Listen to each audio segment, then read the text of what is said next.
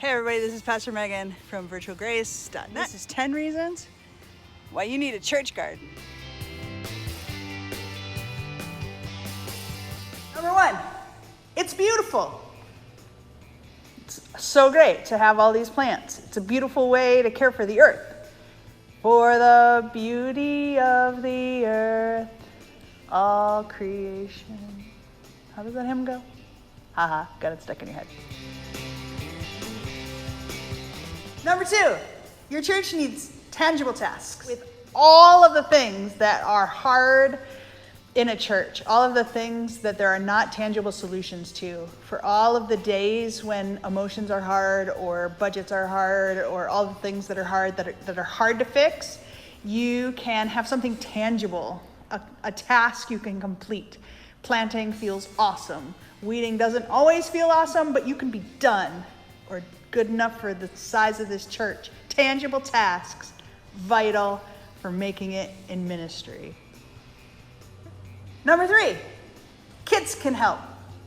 There are very few committees that kids can help on and not get in trouble or not ask too many questions or not be too loud, right?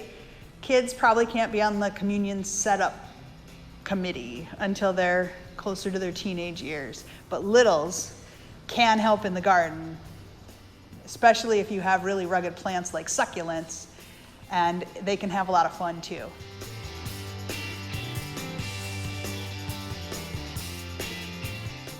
Garden committee! Kids will think it's awesome to be in a committee. Number 4, parables. There's so many parables about plants.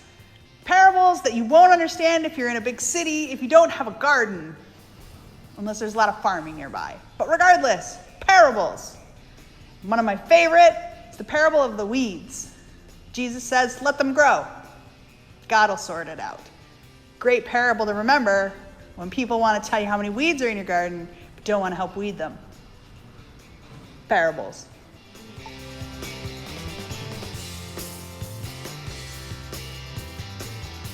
Number 5, gifts. People want ways to give gifts to their congregation that are beyond the offering plate. Asking for the types of plants you want and letting people pick them out and bring them to church, that's awesome.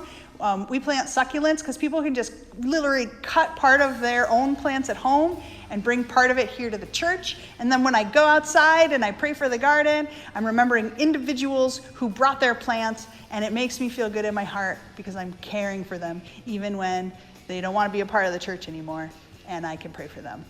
Yay. 6, it increases your property value. Landscaping, people often say, is one of the best ways to improve your property value of a house. Why not help it improve the property value of your congregation to make your yard look beautiful with great landscaping?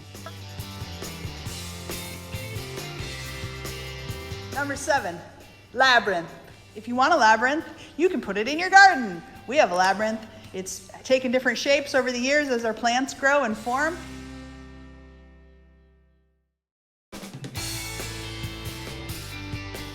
And we have neighbors who are afraid to come in the sanctuary, but they love to walk the labyrinth.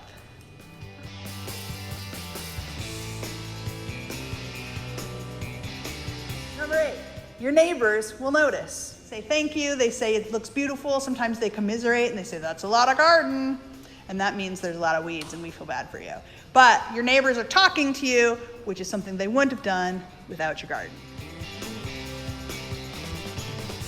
Number 9, it's a place to pray.